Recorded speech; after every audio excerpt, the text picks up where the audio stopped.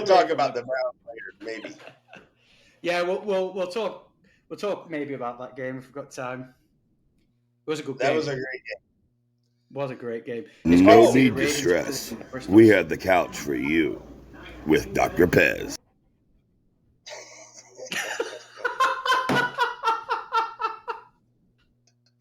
Johnny, can you play it again? Play it for us. No need to stress. We have the couch for you with Dr. Pez. No need to stress. We have the couch for you with Dr. Pez.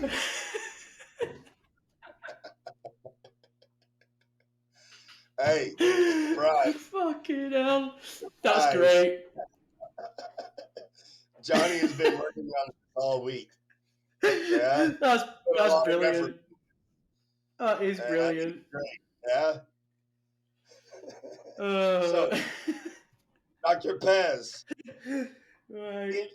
entertaining minds want to know. There are questions. What's our first question, Johnny? Brought to you from the Darlington Rams GM at SamRam47. Would you consider playing a non-QB in a flex position if a back was playing?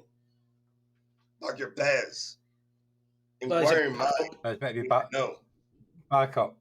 Yeah, I missed the up. Sorry. The backup.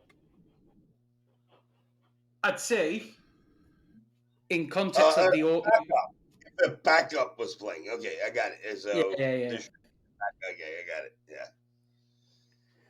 So in the context of the OrkneyBowl, yes, 100%. The score, because of the scoring system. Just look at some of the starters for this week. Kenny Pickett 9 fantasy points, Levis 8, Bryce Young 10. More realistic, if you Lamar Jackson 18. All you need to do is simply go on to week 10 stats for running backs. Let's pick, say, a backup running back. Najee is probably not there. Deontay Foreman, 23 points. Gibson, people would have him on his team, 19 points. So they're outscoring or similarly scoring to some quarterbacks in the OrkneyBowl. How deep is your roster? How deep is your roster have to be that you don't? I mean, let's say it's Heineke or Tank Dell. Who you playing? Heineke or Dell? Who you playing? Well, from this last week, if we take week 10, for example, for me, if I looked at the situation, knowing that Nico Collins was out, I would play Tank Dell over a Heineke, personally, because I don't like the Falcons, and Tank Dell. So you don't automatically put the QB in the QB flex spot. You don't automatically do that. No, not in the.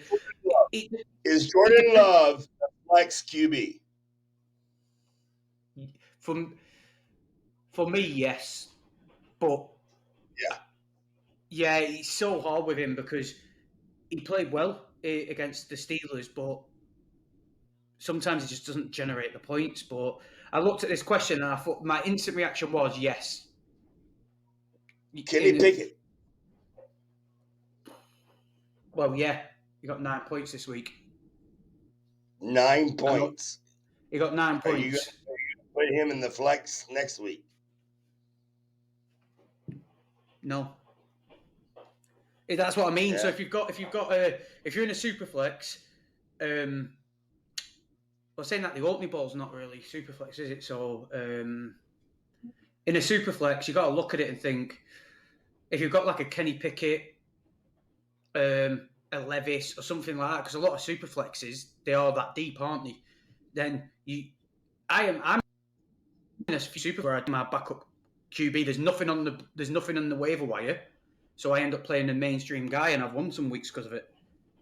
So my instant reaction to it was, yeah, I'm not straight QB. I always play a QB in the super flex. It's just has to be a QB. Yeah, but that's just because you programmed. Gotta have 4 QBs. The issue is what I found doing super flexes over the last couple of seasons is with leagues is people don't think about it enough. You know, the guys who play super flex a lot compared to guys who don't, because guys who play super flex a lot will target like 4 quarterbacks. Yeah, They'll go heavy on 2. Dr. Pez, I have something on my mind that I've been wondering.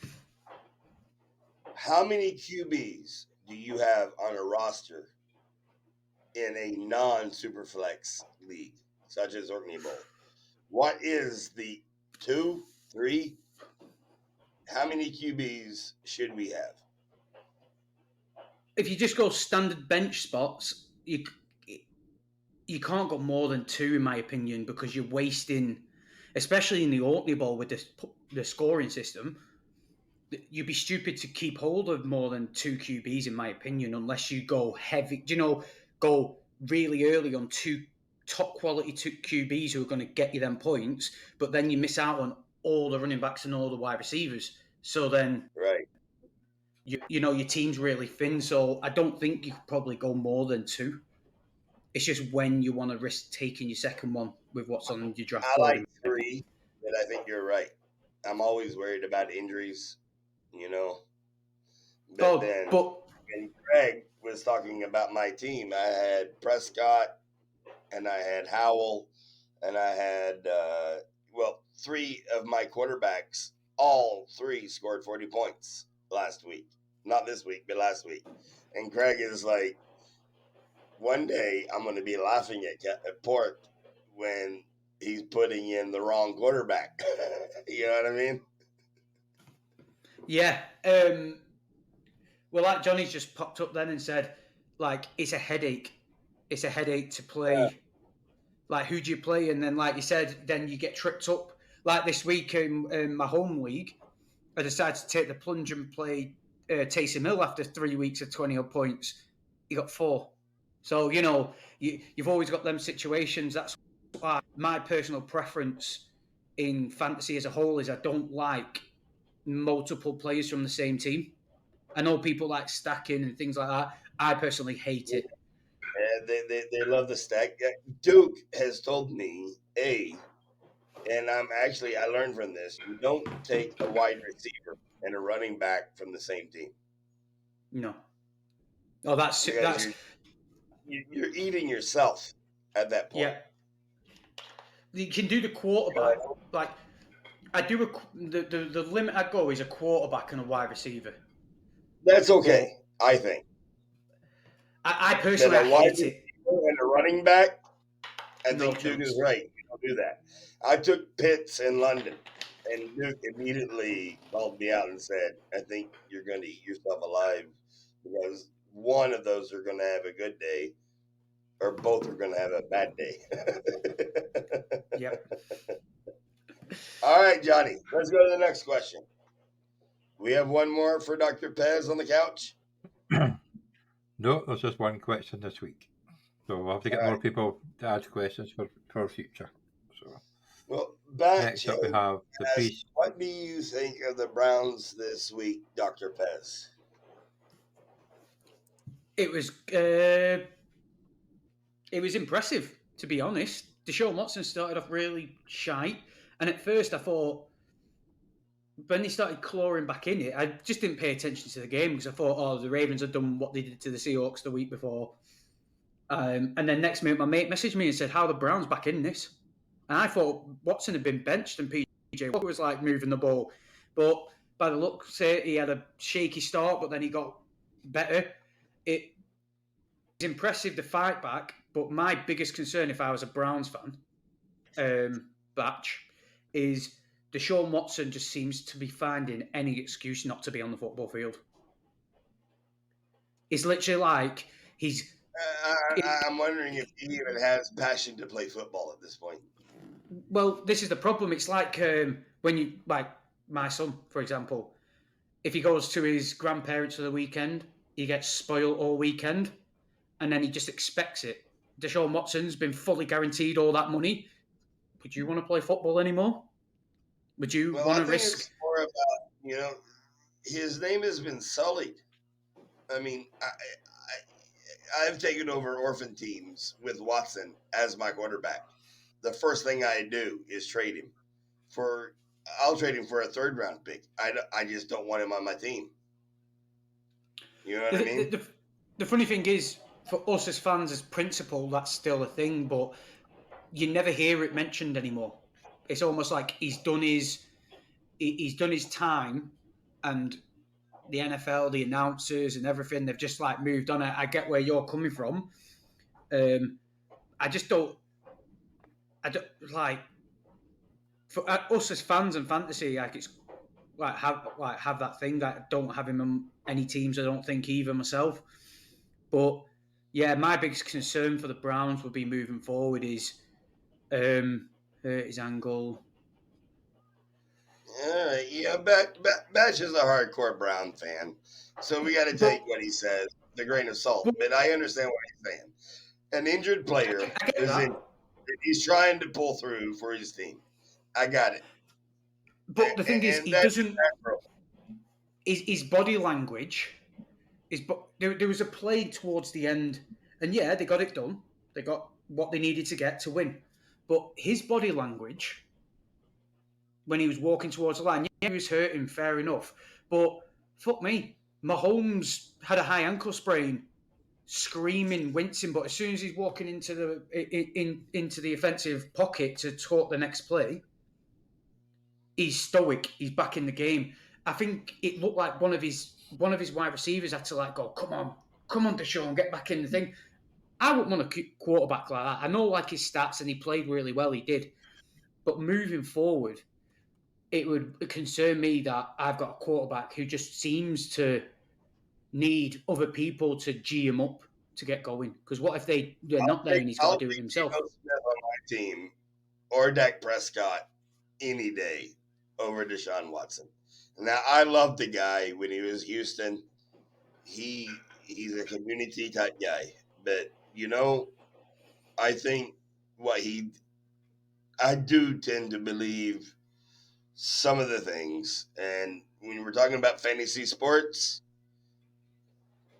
I'm saying he's maybe a number 15 to 10 to 15 QB.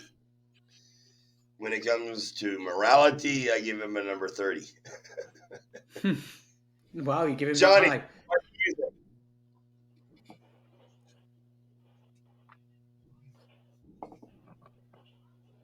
Johnny, are you here? I was just reading.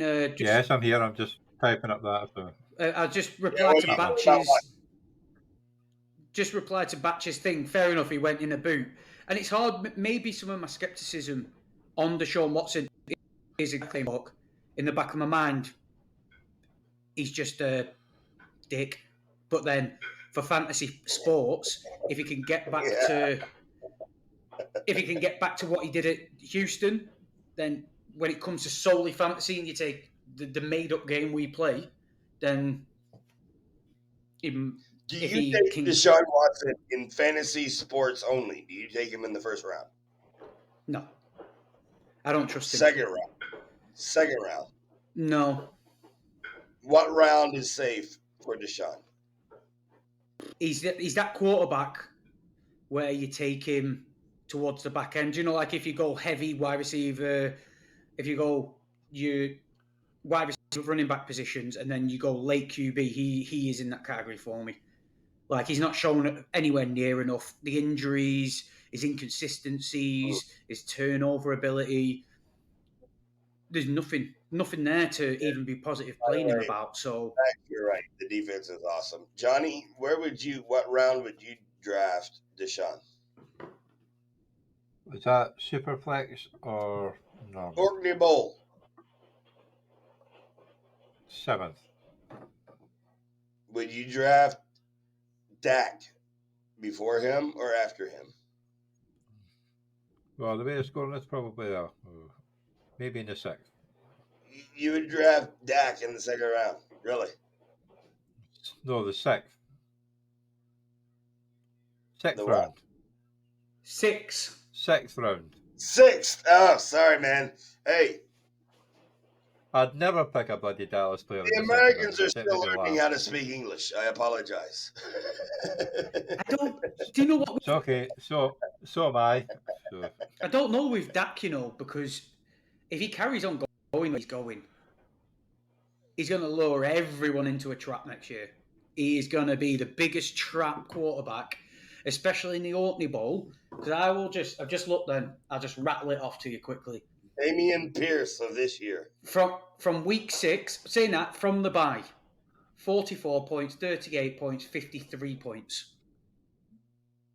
Right? He is going to be, if he carries on, and look at his schedule, Carolina, Washington, that's going to be a shootout, Washington, after watching them against Seahawks. They're not scared to just start slinging that thing. Us, Philly, he might have a struggle against the Bills depending what their defense is like. Miami, Detroit, Washington. Like, Detroit is going to be a hard game. Yeah, but look at the Chargers. That's the champion, but that doesn't matter in fantasy, does it? That's a championship game for the OrkneyBowl. Whoever's got Dak is sitting very fucking pretty, because where does he slow down? He's absolutely on fire at the moment. And he will be, I'll say this early, he will be the biggest trap next year. Good point you brought up there, Pork, because looking how he's going right now, he'll be the biggest trap next year. He's going to go way higher. I went out, I had Josh Allen in a lot of leagues, and I traded Josh Allen for Dak and Brandon Cooks. I don't know if that was a good trade. I traded Josh Allen for Dak and a first rounder, and I'm thinking that's looking pretty good right now. But you're right. Next year, now's the time to unload Dak. What do you think, Johnny? Anything to say?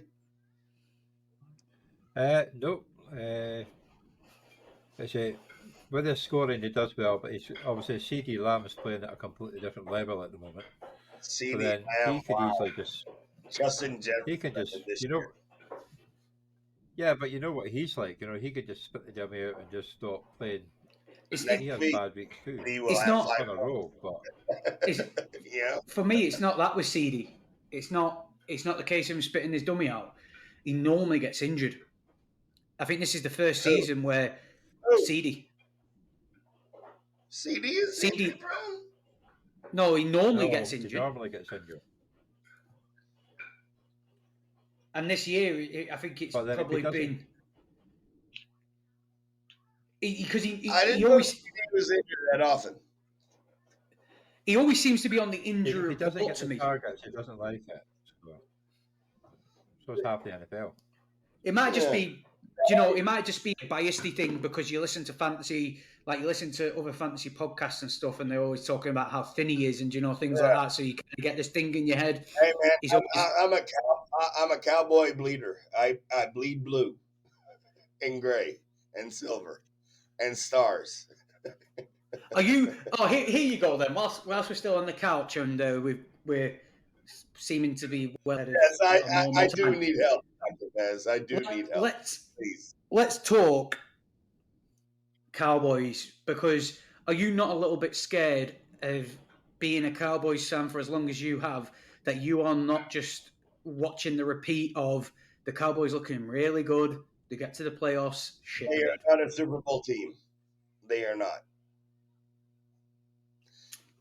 We will make the playoffs.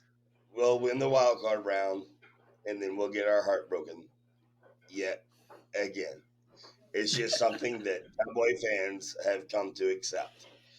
We will. Oh, you make us be one of the top 5 or 6 teams in the NFL.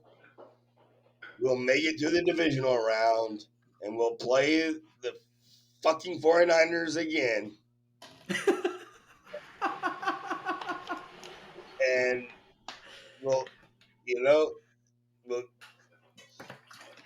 our ass will be in our hand. You know what I mean? Right. And I know it. The Cowboys, they don't have Micah. I love Micah Parsons. We need more people like him. We need Jason Kelsey is what we need. We need the center. Is that Jason? Is Jason the center, or is that his brother? Whoever the center is in the Eagles, that's who we need in the Cowboys. Jason. That's who we need. That's who we. But then he bleeds green, so he's not going anywhere. Yeah. I will ride and die. I hate the Eagles. I hate them with a passion, but I'll ride and die with Kelsey from the Eagles, man. I love that guy. I love him. And I love his response. He's one of the sexiest men alive. And then someone asked, "What is your response?" I'm surprised it took this long for people to find out. You gotta love him, haven't you? Right, shall we move on to some predictions? No Let's go need to the to next stress. one. We have the couch for you Just have one more with question. Dr. Pez. Do you know what, Johnny? That's great. It's how serious I'm I'm looking glad up. you like. Well, I took a clip of your last week's show and then cropped out the background and put you on there. I thought you'd like it. Great. That's great. Dr. Pez. Now you have a new moniker.